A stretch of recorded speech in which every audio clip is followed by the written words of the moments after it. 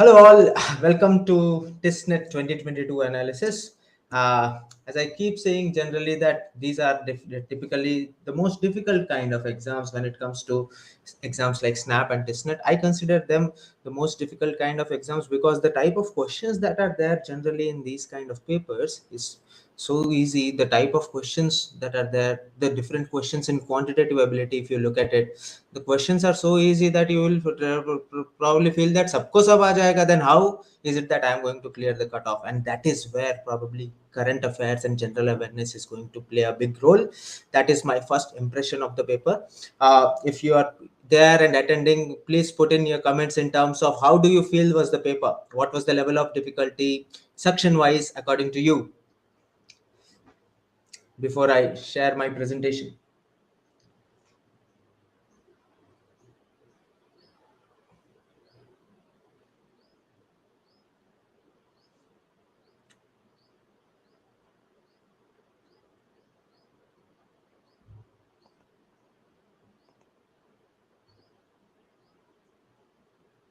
Bhumika will try to release an unofficial answer key, but the questions will only be memory based, so there may be some mistakes in that. But we'll try to do that, especially for quant. I can probably get that done, as well as for GK. I'll see how many questions I remember and how many of how many questions. If you remember the questions, please share it with us. Put it in the comments, and we'll try to give you an unofficial answer key for that. So I hope my screen is visible. I'll quickly go to the presentation. Yeah. The worst part about TISSNET as an exam is that those 3.5 कौन रखता है यार paper.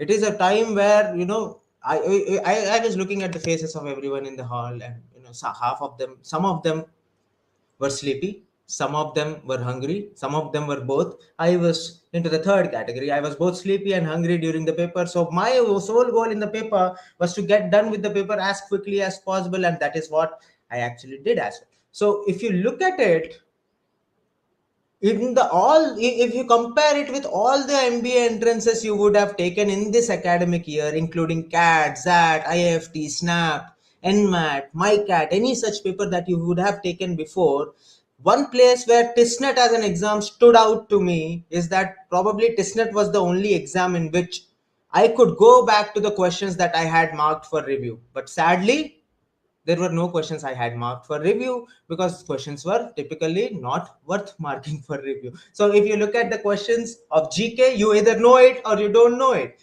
Quantitative ability, the questions were pretty straightforward. Those who have prepared for XAT, those who, TISSNET is generally an exam that is taken for admission into the human resource and labor relations program. MA HRM and LR is the top selling program, and generally anyone who prepares for HR also prepares for ZAT, and anyone who has taken ZAT and TISSNET will see that, boss, though the sections are almost similar barring that decision making that is extra in ZAT, the kind of questions that were there, जहां TISSNET खत्म होता है वहां ZAT का level start होता है, that was the kind of questions that were there in both, in the aptitude part of it. While the GK part of it, I'll come to it, we'll discuss each of the sections separately. So this is my overall first impression for the paper.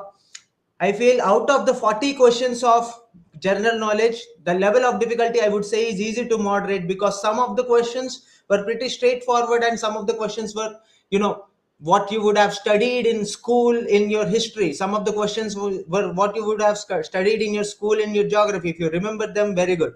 But barring those questions that were in static GK, if you are in touch with current affairs whatsoever, in terms of the polity, government policies and a lot of schemes, there were a lot of questions based on the government policies and schemes, the recent economic development, recent awards, and awards and achievements in the various fields. I think anyone who would have been well versed in current affairs would have found it very easy to mark about 20 to 25 questions out of the 40 in general knowledge.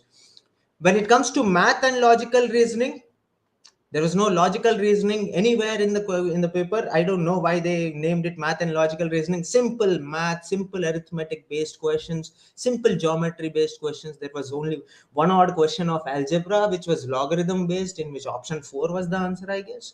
And then, yeah, English proficiency, coming to it, again, it was a paper that was based more on English proficiency, was a little heavy in terms of grammar, or parts of speech in general.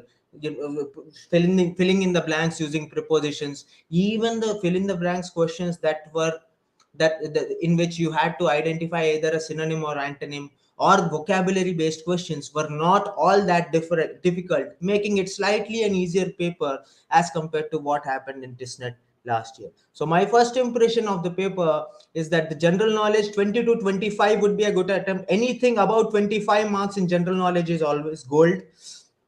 Math and logical reasoning, I would not say 25 is a good attempt, 30 is a good attempt, right? Because there is no negative marking.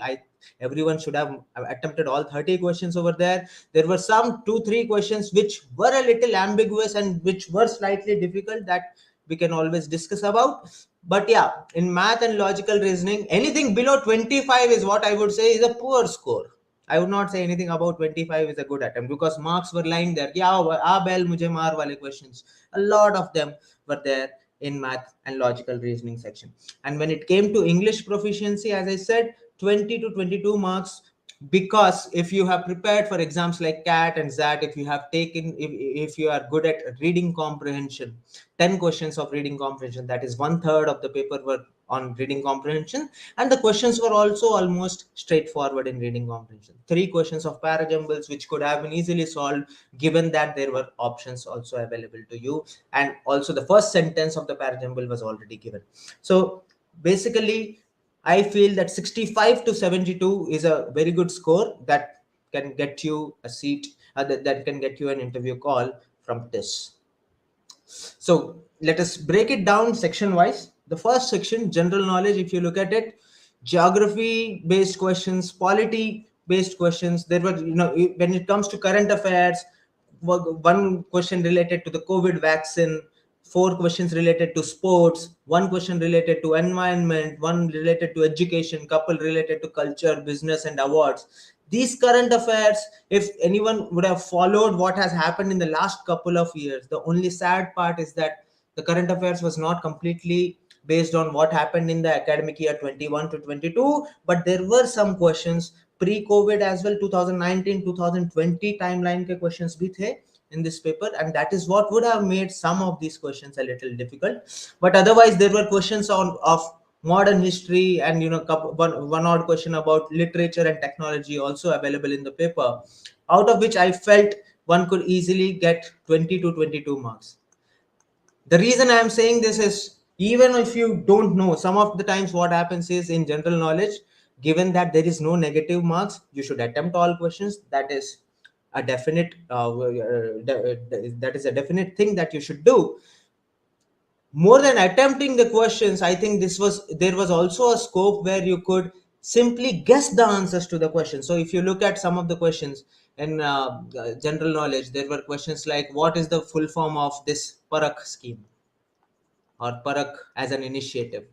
The 4 options, the 3 out of the 4 options itne galat the ki sahi ho hi nahi sakte the. One of the options was only a possible answer there, and you could have simply marked the answer for that question. There were a couple other questions in which you could have just guessed this. For example, there was a question about what is the One Dhan Yojana, right? By the name of, one, it had to be related to probably forests or tribal people, and there was only one option which was talking about that, and I think that was an easy question to guess yet again. So there were questions, irrespective of you know or don't know, there were questions which were available there for you to guess as well. Hence 20 to 25 marks is a gettable score in general knowledge. I would say the overall level of difficulty is easy to moderate, because the current affairs kind of questions that were there, as I said, I'll reiterate, some of the current affairs were more than 1 year, 1.5 years old, and which probably it is fine if you miss out on those, but there were still questions that you could have made most of. Coming to math and logical reasoning, I felt, did anyone else also feel that in data interpretation, one question had 2 options? The first option was 1.25:1, and the second option was 1:0.8. I didn't understand what is the difference between these two. And I was getting both as the answer, but both the options were there. I felt that that particular question was a little ambiguous. I may be wrong. I may not have read the question correctly or the options correctly, but yeah, I felt that this is a question that was highly ambiguous in the paper. Otherwise, if you look at one set of data interpretation, which was calculation intensive, in which also you could have guessed 2 out of 3 answers by just looking at the data and making some approximations without calculating it. There was only one question which was highly calculation intensive.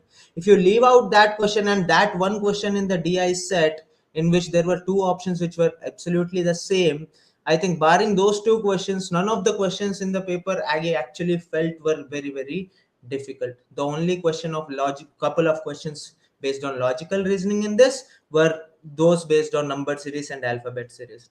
Even then, I am looking at a score of only 25, not 28, though I have said there were only a couple of questions which were difficult. I am looking only at a score of 25 because of this joker in the pack. Probability, there were 4 questions in probability, which were also not difficult, but I understand, we as an institute understand that there will be people who will feel a little solving questions of probability is a little difficult. So I will give away that discount as well. So that is what my analysis is about math and logical reasoning. Anything below 25 in this paper of math and logical reasoning, I would say you could have done better, right? Is anything 25, 26 marks out of this 30 were easily lying around ki bell mujhe maar. There were very, very easy questions, especially those of LCM, HCF, divisibility. How many numbers less than 100? How many 2-digit numbers are divisible by 3? Come on.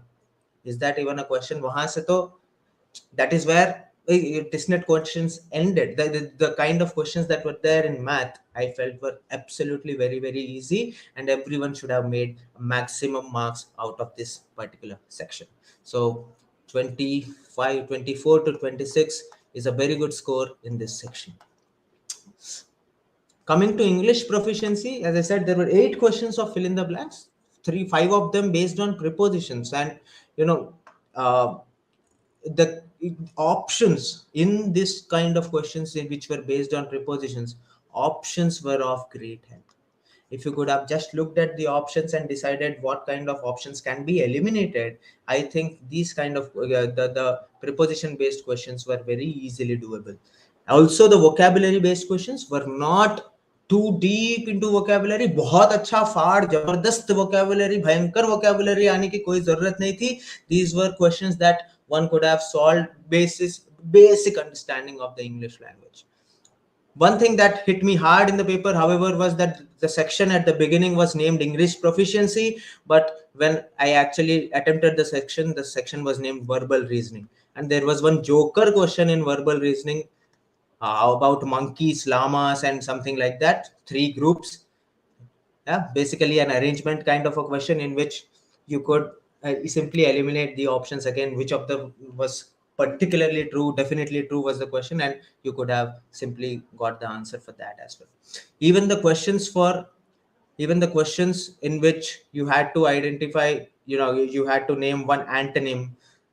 There was one question of synonyms as well, or even these 5 plus 5, 10 questions of RCs were pretty straightforward and could have been done pretty simply. The only I felt that these questions of spot the error in this particular sentence were only the couple of questions that were there, which I felt were really, really not easy to get in this entire section of English proficiency. Though in English, because the paper was a little tilted towards grammar, I'll still say ki boss, you out of 30, probably 20 to 22 again in this section would also be a very good score. 20 to 22 again will also be a very good score in this particular section. So overall, in a nutshell, if you look at the entire paper, you'll realize that in quantitative ability one can maximize scores up to 25, 26. In English also 20 to 25 marks. If you get these 45 marks, and you get somewhere in the range of 22 to 25 marks in GK, because this is going to be the game changer. That is what is going to take you to the cutoff. That is what is going to take you to the cutoff. And if you can maximize your marks, you could have maximized your marks in these 60. Out of these 60, if you would have looked at 50 marks as a gettable score out of these 60, then I think even 20 questions, 15 to 20 questions of GK would have sufficed for you to have attempted a good number of questions with decent accuracy. So these are the expected cutoffs from our side for this year. For general category, the cutoffs would be in the range of 69 to 71 is what our guess is. A couple of years ago, the TISSNET cutoff was 73 marks. Last year, the cutoff fell to 68 marks, I guess. And this year, again, we are thinking that this paper was very, very similar to what happened in last year. In fact, all the three sections were pretty similar. If at all anything, math was easier than what it was last year. So 69 to 71 for general category. OBC and EWS, you can expect the cutoffs to be around the range of 65 to 68 marks. And when it comes to SC, ST, and DA for the MAH, RM, and LR program, the cutoff would be around 60 to 62 marks. This is what our final judgment is for this particular paper. So that's all about the analysis from our side. Most of the questions, if you remember any questions and you want answers for that, please feel free to share the questions with us for all the questions that you remember, and we will try to get you we will try to get you an unofficial answer key for all the questions that you remember. You can write to me on raviteja.mahavadi@careerlauncher.com. Thanks a lot. You've been an awesome audience.